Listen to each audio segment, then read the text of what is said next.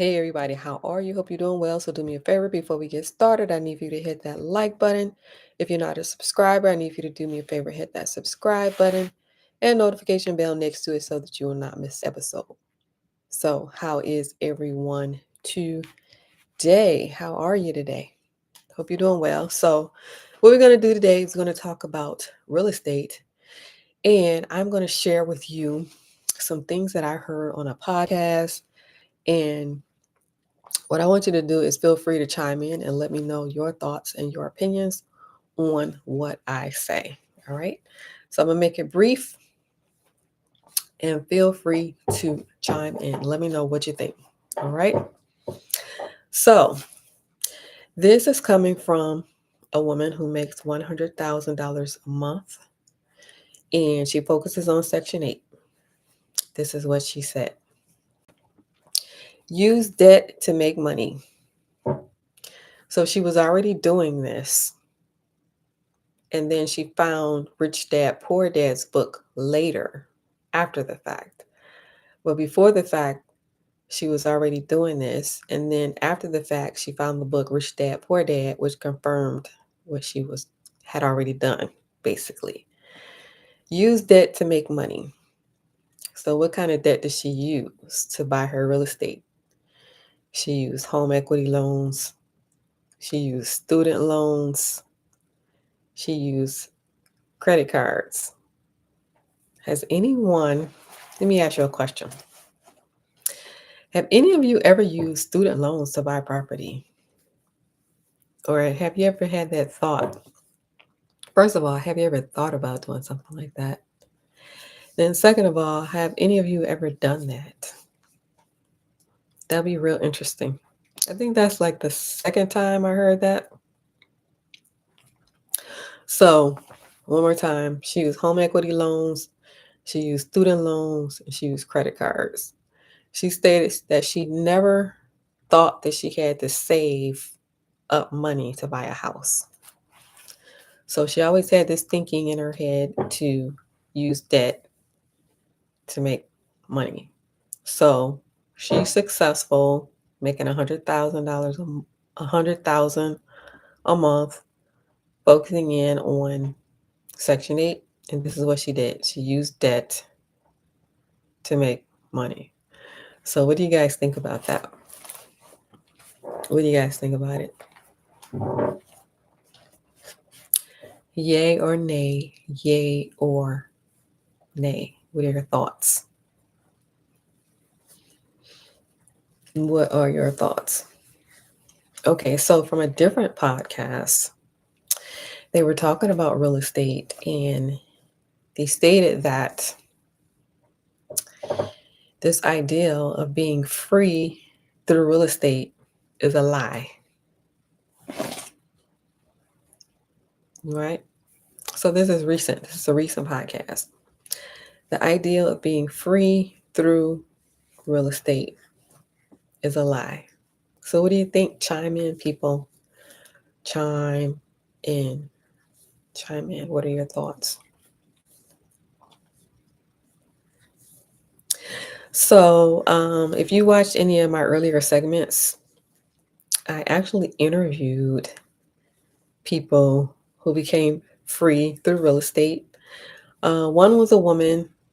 She used Airbnb. And another was a man. And he just used regular buy and hold. So those are two actual case studies of people who have done it, who have become free through real estate. So what do you think about the idea that becoming free through real estate is a lie? Now, I do agree there are a lot of con artists out here, and that real estate is slow, extremely slow.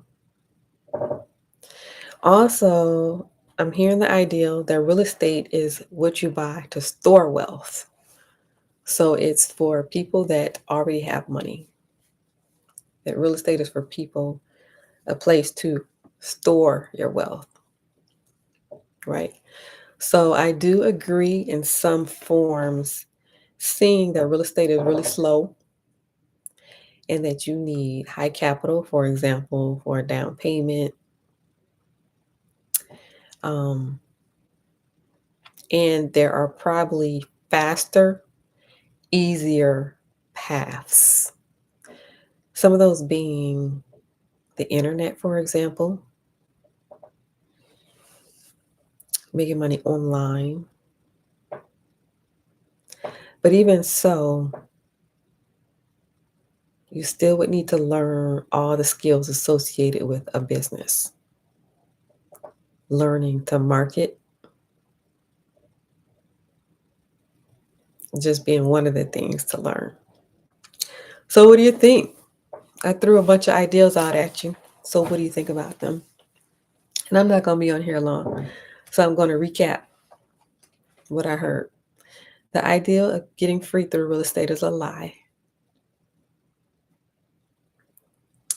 Um, let's see. What else did I say? I said that real estate is where you store wealth. It's for people that already are wealthy. Let's see. Yeah, I think those are the main two things. Being free through real estate is a lie, and real estate is where you store your wealth after you're already wealthy. So, what do you think about that? Any thoughts, any opinions? Any thoughts, any opinions? So, this real estate journey is very slow. Like I said before, several times. You can speed it up. You can speed it up if you do things like Airbnb or rent by the room. Other than that, real estate will generally take about 5 years. Okay, the guy I interviewed, he did it in 4 years. So by slow, I mean years.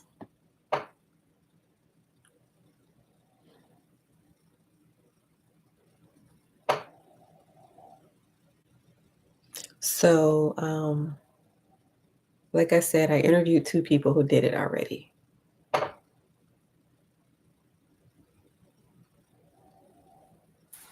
So, any thoughts? Any thoughts? Any thoughts? So, what I would say, as I always say, is diversification is important. So, using debt to buy assets instead of using debt to buy liabilities. So, that's what the majority of the population does. The majority of the population uses debt to buy liabilities. So, shifting that focus to buy assets, and assets, as you know, are real estate and business. And so, because of the fact that real estate is so slow, and because of the fact that it requires high capital, um, including some kind of business, also, I would say, would be important if you're really serious about becoming free and then just trying different things and to keep trying, to keep trying. So,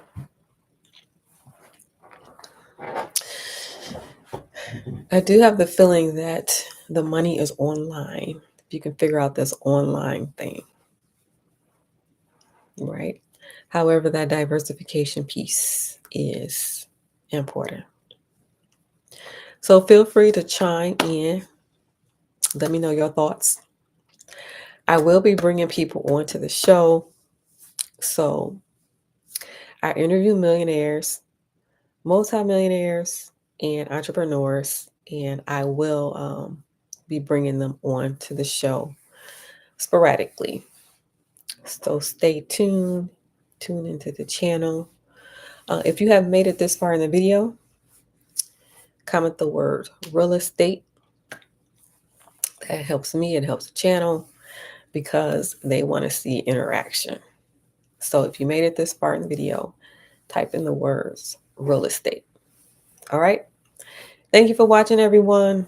Thank you for your support. I will see you next time. Don't forget, on your way out, hit that like button. All right. Bye for now.